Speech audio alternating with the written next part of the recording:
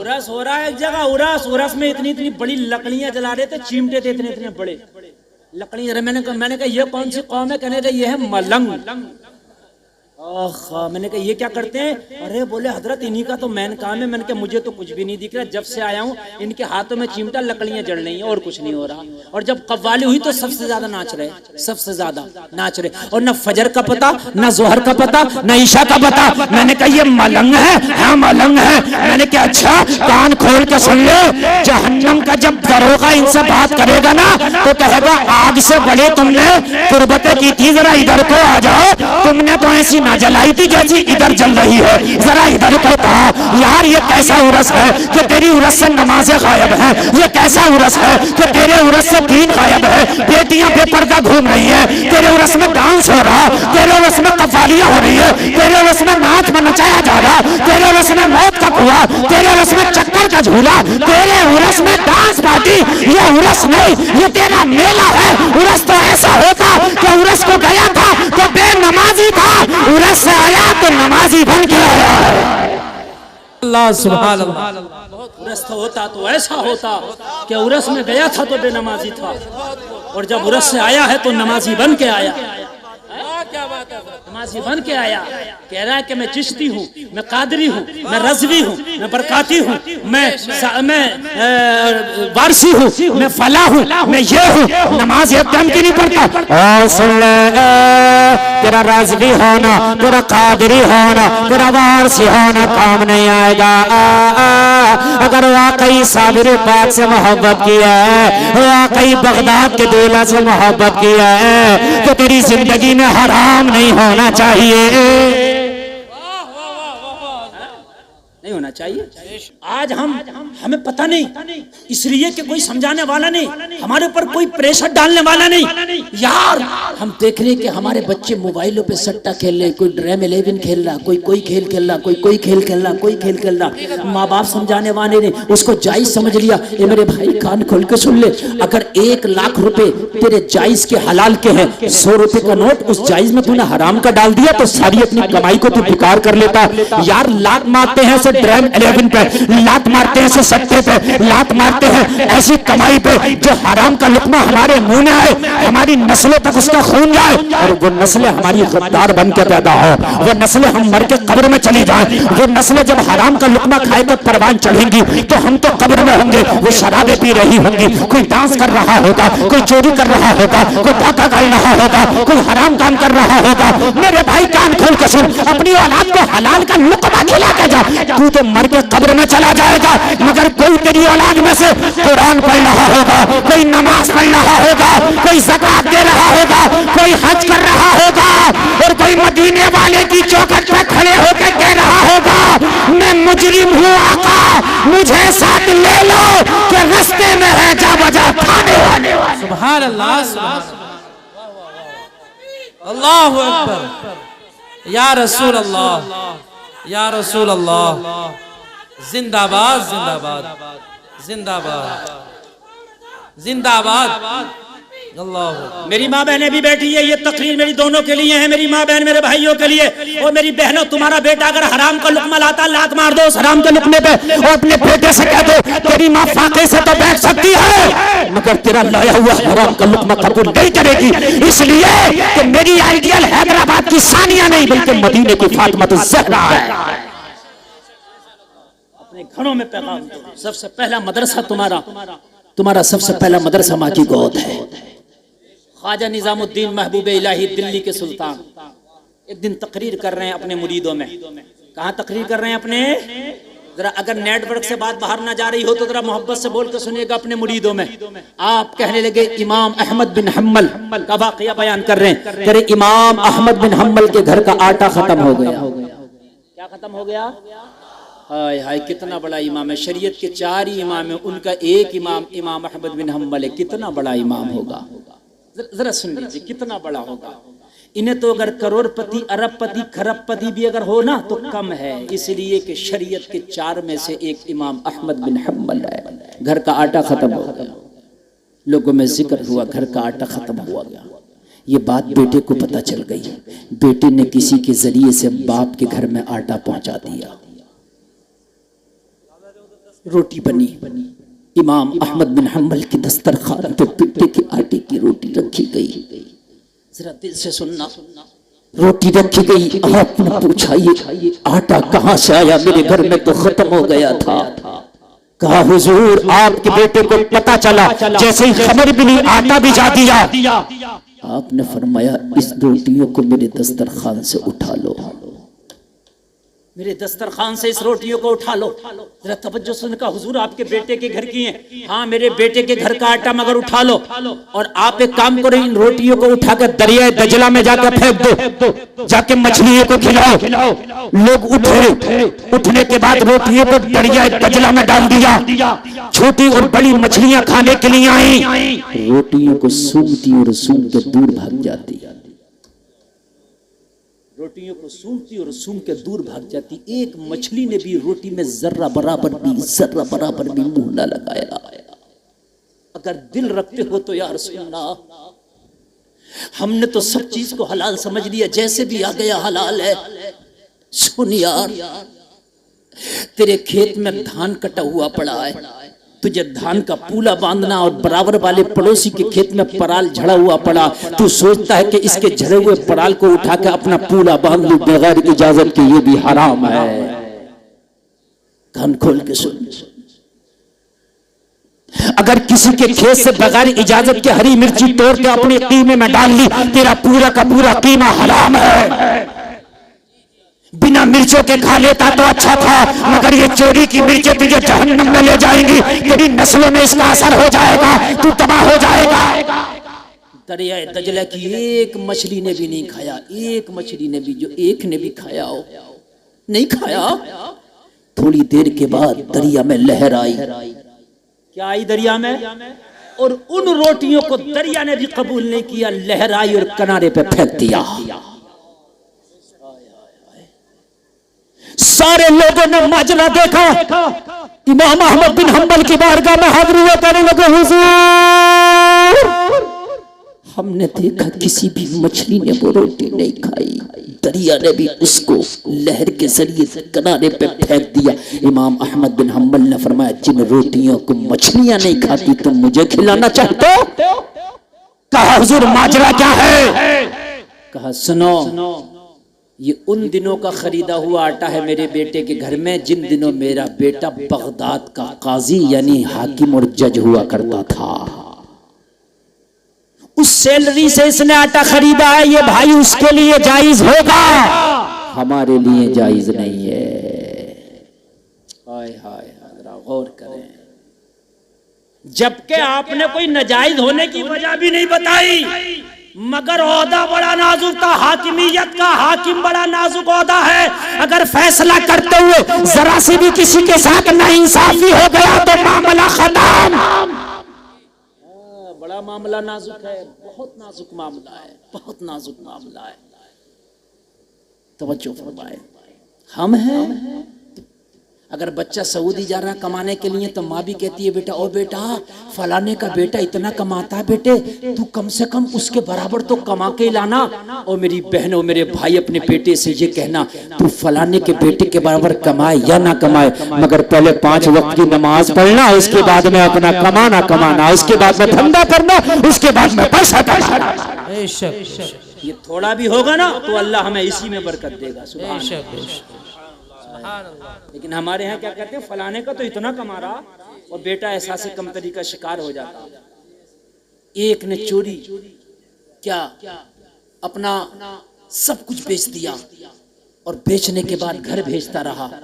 पूछा भाई तूने ऐसा क्यों किया? कहा बार बार यही तकाजा होता, पड़ोसी का बेटा तो इतना कमा रहा यार, मेरे पास यहाँ सब कुछ बेच के मैं घर वालों को बेच रहा हूँ, तब भी उनको सुकून नहीं है। ये हाल है मेरी कौम का। आज रात सुनो, हबीब अजमी एक अल्लाह का वली है और बगदाद में रहता है। जरा कह दो सुभान अल्लाह, ईमान ताज़ा हो जाएगा। जरा बोलिए।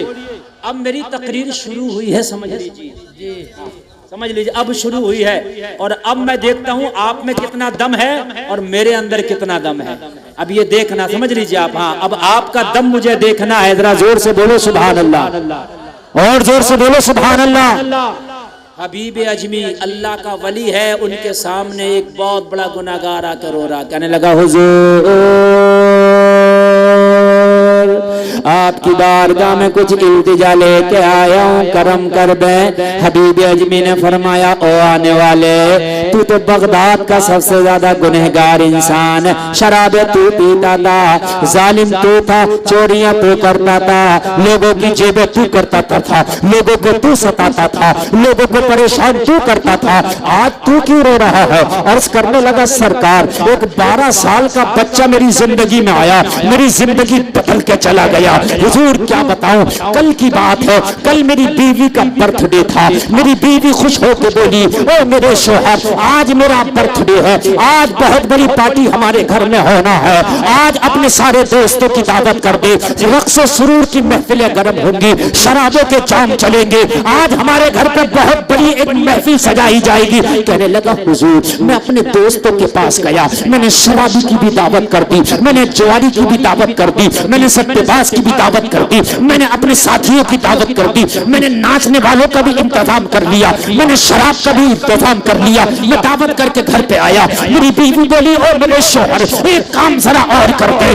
घर में कुछ खाने पीने का साजो सामान कम है, बाजार जा, मैंने लिस्ट बना दी है, इस लिस्ट के मुताबिक बाजार से साजो सामान खरीद के लेके आ। कहने लगा हुजूर मैं उस लिस्ट को लेके बीवी के हाथ से बाजार चला गया, बाजार जाने के बाद मैंने सामान खरीदा, कुछ खाने का सामान था, कुछ पीने का सामान था, कुछ पकाने का सामान था, कुछ दोस्तों की मेहमान नवाजी का सामान था, मैंने पोटली बांध ली और पोटली बनाने के बाद में जमीन पर रख ली। अब मुझे तलाश एक मजदूर की थी, कोई मजदूर मिल जाए, मेरी पोटली को कांधा लगाए, मेरे घर तक ले जाए, ताकि मैं उसे उसकी मजदूरी दे डालूं और वो मेरा काम कर डाले। कहने लगा हुजूर दोपहर हो गया था, बड़ी शिद्दत की धूप थी, बड़ी तेज की गर्मी, सूरज की तमाजत मुझे तिलमिलाए दे रही थी हुजूर, लेकिन कोई मजदूर नहीं मिल पा रहा था। फिर मैं आगे बढ़ा, मैंने क्या देखा, एक 12 साल का बच्चा है, चेहरे पे हुस्न की बरसात है, मासूमाना अंदाज है, निगाहें झुकी हैं, बाजार में खड़ा है। मैंने कहा ओ बेटा कैसे खड़े हो?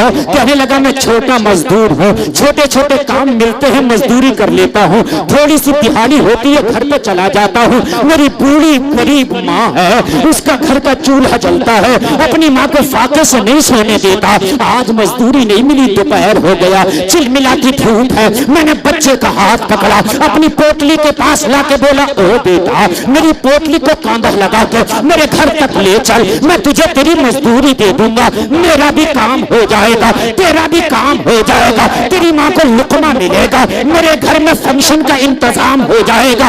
बच्चे ने जब पोटली उठाई, वजन ज्यादा था, उठा ना सका, बच्चा घबरा के बोला ओ काम कराने वाले इंसान, मेरी उम्र सिर्फ 12 साल है, तेरी पोटली का वजन ज्यादा है, कोई जवान ही उठा सकता है, इसको मैं उठाने के काबिल नहीं हूँ। मैंने कहा तू चला जा, फिर मैं किसी नौजवान को बुला लूंगा, वो ले जाएगा। बच्चा रोने लगा, हाथ जोड़ के कहने लगा ऐसा सितम ना कर, ऐसा जुल्म ना कर, मेरी माँ फाके से इंतजार कर रही है, अगर मैं ना लेकर के गया तो मेरी माँ को फाके से सोना पड़ेगा, तेरी पोटली का वजन ज्यादा है, मैं माँ के खातिर ये ज्यादा वजन भी उठा लूंगा, अगर मुझे तकलीफ है ये भी बर्दाश्त है, मगर मेरी माँ फाके से करवट ले ये मुझे बर्दाश्त नहीं है, इतना सहारा दे दे, पोटली उठा के मेरे सर पर रख दे, जो भी होगा मुझे मंजूर है, तेरी पोटली पहुंचा के माँ के खाने का इंतजाम हो जाएगा।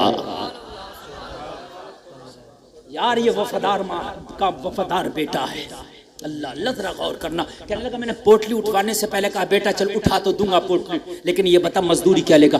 बच्चे ने कहा 3 दिनार। क्यों? कहने लगा मेरा 3 दिनार में खर्चा हो जाता बस, बाकी बड़े लोग तो ज्यादा लेते होंगे, मुझे तो सिर्फ 3 चाहिए। कहने लगा 3 दिनार की मजदूरी तय हो गई, बच्चे के सर पे पोटली रखा दी। जब बच्चा पोटली लेकर चला सांस फूलने लगा, बच्चा पोटली लेकर चला, बच्चे का पसीने में कपड़ा भीग गया, बच्चे का सांस फूला। मैं तो जालिम इंसान था, हबीब अजमी से कह रहा हुजूर मैं तो जालिम था, मुझे तो कोई तकलीफ ही नहीं थी, बच्चा चल रहा था, मैं जालिम था, मैं हंसते कहते लगाता जा रहा था। लोगों तुम्हारे घर में कोई कमजोर मजदूर आया करे, कोई बूढ़ा मजदूर आया करे, उससे काम कम करा लिया करो, मजदूरी पूरी दे दिया करो, ये भी अल्लाह की मखलूक पर तुम्हारी मेहरबानी होगी। सुभान अल्लाह, ये भी उसकी मदद है। अगर बाजार में कोई बूढ़ा बैठा है कोई सब्जी बेचने, जवान की बात में ले, पहले बूढ़े की खरीद ले, ये भी उसकी मदद है। कहने लगा बच्चे के सर पर रखाया, बच्चे का सांस फूल गया, मगर कोई बात नहीं, बच्चा चला। जब चला तो चलते चलते चलते चलते चलते चलते एक बस्ती से हमारा गुजर हुआ। मजा आ जाएगा। एक बस्ती से गुजर हुआ। कहने लगा जोहर का वक्त हो गया, तब बस्ती में जोहर की अजान होने लगी। क्या होने लगी? जोहर की अजान। बच्चे ने पोटली जमीन पे फेंक दी। मैंने कहा क्या थक गए? कहा थके नहीं है, अजान हो रही है, पहले नमाज पढ़ी जाएगी, बाद में तुम्हारा काम किया जाएगा। सुभान अल्लाह, सुभान अल्लाह। हमें तो टाइम ही नहीं नमाज पढ़ने का। हम तो कहते हैं हमें टाइम ही नहीं नमाज पढ़ने का। लेकिन जरा गौर करिए, मजदूर बच्चा है, कहने लगा पहले नमाज बाद में तेरा। जोर से बोलो, बाद में तेरा। ऑपरेटर साहब जरा को बढ़ाए 1 मिनट के लिए, ई को और गूंज दोनों बढ़ा दीजिए। बहुत अच्छा साउंड बोल रहा। सारे लोग बोले हाथ उठाकर सुभान अल्लाह। हाय हाय, मस्जिद से आवाज आ रही है, कोई पढ़ने वाला पढ़ ला। अल्लाहु अकबर,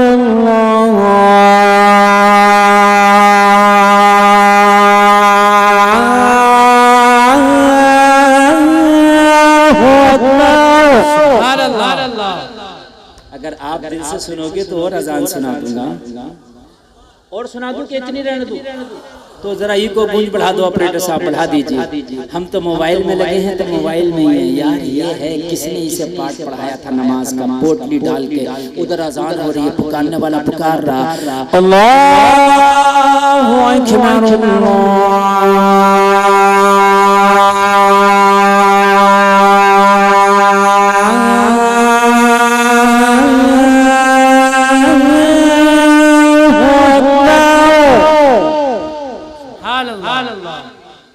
कहने लगा पहले नमाज होगी, बाद में तेरा काम होगा। सुभान अल्लाह। पहले नमाज होगी, बाद में तेरा काम हो। यहाँ तो जमात तैयार है, काम पहले, जमात छूट गई। अपनी पड़ी पड़ी वरना वो भी ना पड़ी। ईद के दिन टोपी लगा ली, जुमा के दिन नहा के सोचता है कि जन्नत का सबसे बड़ा ठेकेदार मैं ही हूँ। और मेरे भाई ऐसा नहीं है, तुझे शैतान ने अपने रंग में रंग दिया है। अगर वाकई मुस्तफ़ा का गुलाम है ना, तो तू ऐसा रंग अपने ऊपर चढ़ा ले, ऐसा चढ़ा ले कि शैतान भी तुझे देखे तो दूर भागने लगे। ये मुस्तफ़ा का गुलाम है, यहाँ दाल हमारी नहीं गलती है। सुभान अल्लाह, नहीं गलती है हमारी। अशहदु अल्ला इलाहा इल्लल्लाह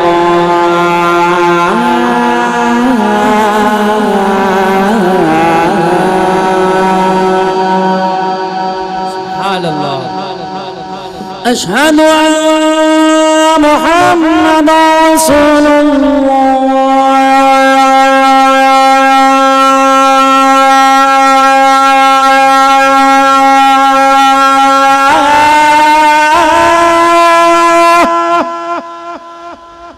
अल्लाह सलामत रखे। वैसे करो साउंड जैसा चल रहा था माशाल्लाह, को कम करो। और अल्लाह आपको सलामत रखे। अजान मैंने पढ़ दिया, नमाज पढ़ोगे बोलो इंशाअल्लाह। इंशाअल्लाह, है ना? हम मुसलमान हैं बहुत पक्के। कितने पक्के हो? बहुत पक्के। कितने पक्के हो? कहा नबी के लिए जान दे दोगे? दोनों हाथ उठा दिए, बोले दे देंगे। उठाओ मत। मैं नहीं उठवा रहा, मैंने बहुत उठवाए, अब नहीं उठवा रहा। फजर की नमाज बस वही छूट जाती है यार। जान दे देगा, नमाज छूट जाती है यार। ये कौन सी बात है यार? तू जान दे सकता, थोड़ा सा वक्त नहीं दे सकता? ये कौन सी बात है? जान दे देगा, ज़कात नहीं देगा। जान दे देगा कुर्बानी के लिए, नहीं टाइम है तो हिसाब नहीं है। और घर में 5 लड़के हैं तो 5 पे इतना इतना बड़ा मोबाइल है। अगर 5 का इकट्ठा कर लिया जाए तो 1 लाख का मोबाइल बैठेगा, है ना? मगर 3000 का हिस्सा करने का हिसाब नहीं था इसका।